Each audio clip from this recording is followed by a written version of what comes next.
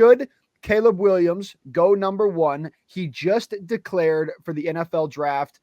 It's official. He's not going back to college. It sounds like, even though he said, well, depending on who's going to get the first pick, I might not leave, which still irritates me that he said that. But he said that. Sounds like he's going to go. Do you think in this case scenario, he will be number one?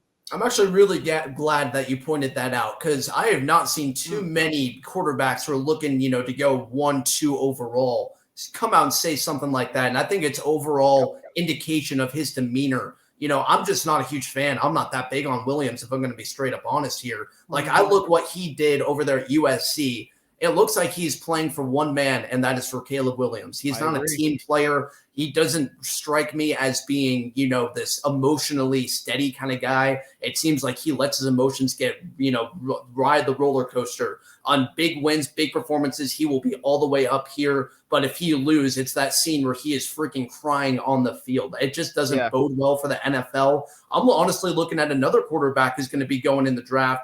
Also, another one of these guys who played for his team in the bowl game, who was going to the Senior Bowl. I'm looking at Bo Nix over there. I'm like, when you really dig down at the numbers, it's almost hard to see why Caleb Williams is even touted over him. Bo Nix, 77.4 completion percentage this year, 45 TDs to 3 interceptions, 4,500 passing yards. Caleb Williams' numbers were nowhere near that, and Bo Nix has been proving it year in, year out in college, especially since he got over there to Oregon. I think this is a guy who's ready to come into an NFL team today and take the reins of an offense. Whereas Caleb Williams, another big issue for him is he gets sacked a ton. He gets sacked 33 times last year. Look, you can point all the fingers you want at USC's offensive line, which I will admit it's not the best offensive line in football, but there's a good chance you're going to be going to an NFL team with a crap offensive line. If you go to the Bears, if you go to the Commanders, neither of those teams' offensive lines are that good. As a quarterback, at a certain point,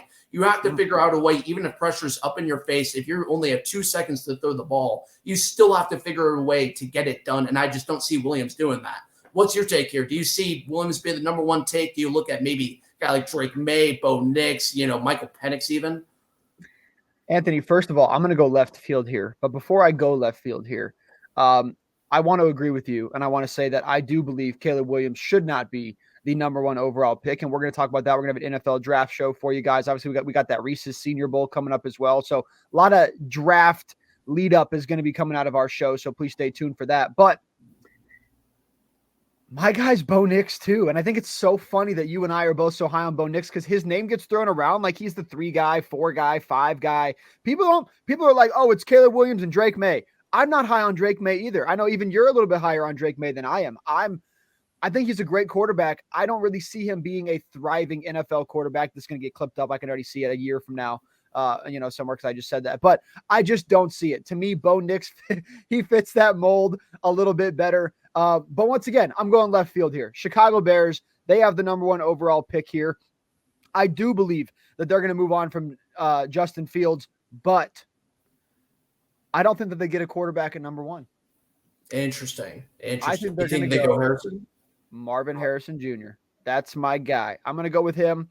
And then if you look at the draft order, let me go ahead and read this off for you guys really quickly. You got Bears at 1, Commanders 2, Patriots 3, Cardinals 4, Chargers 5, Giants 6, Titans 7, Falcons 8, and Chicago Bears again in the 9 spot. I don't believe the New York Giants at 6 want a quarterback. Well, they should want a quarterback, but I don't think they're going to take a quarterback. So I think the Chicago Bears at that point might trade up to the 6th spot, get their quarterback there, in which case I believe Jaden Daniels is available, Bo Nix is available, Michael Penix Jr. is available. I believe they will grab one of those guys. I would go Bo Nix. I do like Michael Penix, but I like both of them more than I like JD5. I've just never been really high on JD5.